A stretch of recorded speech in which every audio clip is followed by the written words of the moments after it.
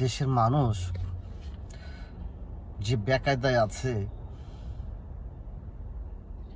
তা তো বোঝাই যায়। কারণ মানুষ এখন কথা বলা ভুলে গেছে। সত্য কথা, নিরপেক্ষ কথা বলতে গেলেই একদল লোক তেড়ে আসে, ট্যাগ দেয় আওয়ামী লীগের। আরে ভাই, নিরপেক্ষ কথা বলা যাবে না। নিরপেক্ষ কথা বললেও সেটা সে আওয়ামী লীগের দালাল হয়ে যায়। আর আওয়ামী লীগের যে লোকজন, তারা এখন এমনভাবে ঘরে ঢুকে গেছে যে তারা আওয়ামী লীগের কন্টেন্ট ক্রিয়েটর, আওয়ামী লীগ মানে কন্টেন্ট ক্রিয়েটর বা যারা অনলাইনে যুদ্ধ করে, যারা বিভিন্নভাবে সরকারের বিরোধিতা করে, সরকারের সমালোচনা করে, তাদের কোনো পোস্টে লাইক, শেয়ার, কমেন্ট করারও সাহস তারা হারিয়ে ফেলেছে। এই যদি হয় অবস্থা, তাহলে আওয়ামী লীগের অবস্থা কি হবে? আপনারা মাঠেও বের হতে পারতেছেন না, অনলাইনেও যুদ্ধ করতে পারতেছেন না, তাহলে ভাই কিভাবে আপনারা এই আওয়ামী লীগকে সংগঠিত করবেন? আপনাদের তো যেহেতু এখন আর রাজপথে বেরোতে পারতেছেন না, রাজপথে বেরোলেই আপনাদেরকে গ্রেপ্তার করে, হয়রানি করে। তো এইসব গ্রেপ্তার, হয়রানি এড়িয়েও তো আপনারা অনলাইনে অ্যাক্টিভ থাকতে পারেন। যারা অনলাইনে প্রতিবাদ করে তাদেরকে সাপোর্ট দিতে পারেন, উৎসাহিত করতে পারেন, তাদেরকে কথা বলতে আগ্রহ যোগাতে পারেন। সেটাও তো আপনারা করছেন না।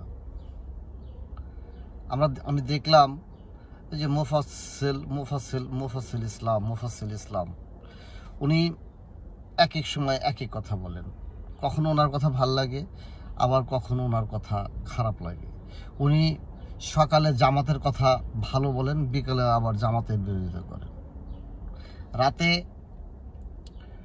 হেফাজতের কথা বলেন, মধ্যরাতে গিয়া আবার হেফাজতের বিরোধিতা করেন। উনি একদিকে বলেন উনি বিএনপিকে, মেজর জেনারেল জিয়াকে তার নিজের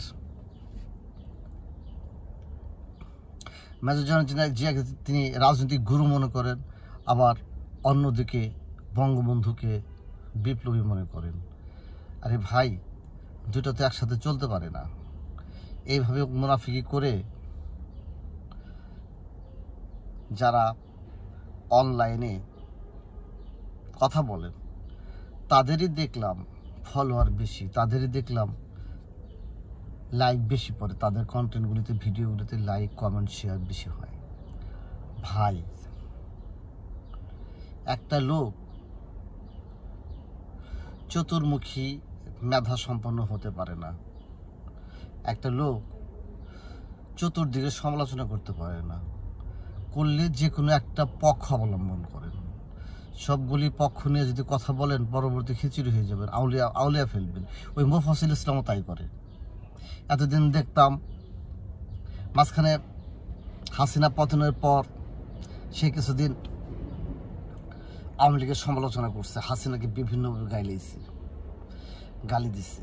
ওখানেও দেখলাম আওয়ামী লীগের অনেক লোকজন তাকে আনসাবস্ক্রাইব করে চলে আসছে, অনেকে গালিগালাজ করে চলে আসছে। আবার সেই দিকে কয়েকদিন পর বঙ্গবন্ধু 32-এর বাড়ি পোড়ানোর পরে লাইভে তার বউরে নিয়ে মেজর ডালিম নিয়ে যখন ইলিয়াস আলী একটা ভিডিও করলো, সেই ভিডিও করার পরে দেখলাম বউরে নিয়ে মেজর ডালিমের পাশায় বাস দিতেছে, ইলিয়াসের পাশায় বাস দিতেছে। সেখান থেকেই শুরু। তারপর 32 ভাঙলো, 32 নিয়ে সে অনেক কথাবার্তা বললো। তাকে অ্যাপ্রিসিয়েট করেছিলাম যে তার কথাবার্তাগুলি ভাল লাগছে, আওয়ামী লীগের পক্ষে সে কথা বলছে। ইদানিং সে আবার আওয়ামী লীগের বিদেশি বিভিন্ন সংগঠনের সমালোচনা করছেন, নেতাদের সমালোচনা করছেন। আবার কালকে দেখলাম সে আওয়ামী লীগকে ফ্যাসিবাদী দল, শেখ হাসিনাকে ফ্যাসিস্ট বলে গালিগালাজ করছে। তো এই লোকটা আসলে কি চায়? তারপরেও এই লোকটা চায় আওয়ামী লীগকে ধ্বংস করতে, আওয়ামী লীগের মধ্যে বিভাজ্যতা সৃষ্টি করতে। এই জ্ঞানটুকু যাদের নাই, সেই সব আওয়ামী লীগাররা গিয়াই তার ভিডিওতে লাইক করেন, কমেন্ট করেন, শেয়ার করেন, খুশি হয়ে আনন্দে আহ্লাদিত হয়ে যান। ভাই, ডাবল স্ট্যান্ডার্ড বিহেভের মানুষ যারা আছে তাদেরকে আপনারা বয়কট করেন। আমরা যারা ছোটোখাটো কন্টেন্ট ক্রিয়েটর আছি, বঙ্গবন্ধুর কথা বলি, ৭১-এর কথা বলি, স্বাধীনতার কথা বলি, রাজাকার, আলবদর, আল শামসদের বিরুদ্ধে যারা শব্দ সৈনিক, আপনারা তাদেরকে সাপোর্ট দিন, তাদেরকে সহায়তা করুন লাইক, শেয়ার, কমেন্টের মাধ্যমে। তাহলে এইসব কন্টেন্ট ক্রিয়েটররা বেশি বেশি সরকারের বিরোধিতা করতে পারবে, সরকারের বিভিন্ন কাজের সমালোচনা করতে পারবে, গঠনমূলক সমালোচনা করতে পারবে, স্বাধীনতার পক্ষে কথা বলতে পারবে, ৭১-এর পক্ষে কথা বলতে পারবে। তাদেরকে উৎসাহিত করেন। ওইসব মোফাজ্জল করিম, তারপরে আপনার ইলিয়াস আলী, পিনাকি ভট্টাচার্য, শাহেদ আলম, এদের রাজনৈতিক এজেন্ডা আপনারা জানেন, এরা paid agent. I think Mofazzal ইসলামও এখন পেইড এজেন্ট হিসাবে কাজ করতেছে, ওই খালিদ মহিউদ্দিনও তাই। ভাইরে, এদেরকে বাদ দেন। এরা ভিউ ব্যবসা করেই তাদের জীবন জীবিকা নির্বাহ করে। আপনি দেখেন পিনাকির কাজটা কি? পিনাকি প্যারিসে বসে কী করে? সারাদিন একটা দুইটা কন্টেন্ট তৈরি করলে সেখানে হাজার কোটি কোটি লক্ষ লক্ষ ভিউ হয়। সেই ভিউর কারণে ইউটিউব তাকে টাকা প্রদান করে। সেম থিং খালেদ মহিউদ্দিন কী করে? ঠিকানায় কি কাজ করে? এই তো আমার এখানে জ্যাকসন হাইটসে সে বসে, তার অফিস আমি চিনি, সেখানে তার কাজটা কি? এই কাজগুলি তো করে। ইলিয়াস আলী আগে ট্যাক্সি চালাইতো, আমি তাকে দেখতাম, ইয়েলো ক্যাব চালাইতো, যেটা এখন আমি করি, বলতে লজ্জা নয়, ইয়েলো ট্যাক্সি আমি চালাই।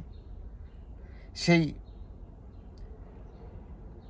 ইলিয়াস আলী এখন ট্যাক্সি চালানো বাদ দিয়ে এইসব করে। সে আগে থেকেই করতো, তারপরে আগে থেকে তার ব্যবসা খুব একটা ভালো ছিল না, বিধায়ী সে ট্যাক্সিতে চলে আসছিল। যা হোক, এখন তার ব্যবসা ভালো হয়েছে, এখন সে ট্যাক্সি চালায় না, অন্য কিছু করে। ভিউ ব্যবসার সাথে সাথে পাশাপাশি অনেক কিছু করতেও পারে, আই ডোন্ট নো। এদেরকে কারা উৎসাহিত করতেছে?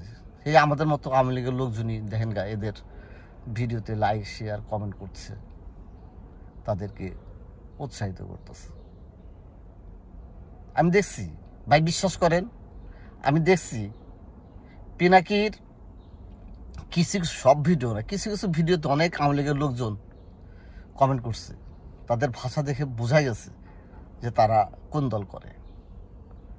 ওই ইলিয়াস আলীর ভিডিও তো তাই, মোফাজ্জল ইসলামের ভিডিও তো তাই, খালেদ মহিউদ্দিনের ভিডিও তো তাই। কেন ভাই? তাদেরকে উৎসাহিত না করে যারা আওয়ামী লীগের পক্ষে কথা বলে, ৭১-এর কথা বলে, ওই পেইড এজেন্টদের কথা বাদ দেন। ছোটোখাটো ইউটিউবারদেরকে উৎসাহিত করেন, যারা আওয়ামী লীগের কথা বলে, ৭১-এর কথা বলে, স্বাধীনতার কথা বলে, বঙ্গবন্ধুর কথা বলে, তাদেরকে উৎসাহিত করুন। ধন্যবাদ, ভালো থাকবেন। আসসালামু আলাইকুম।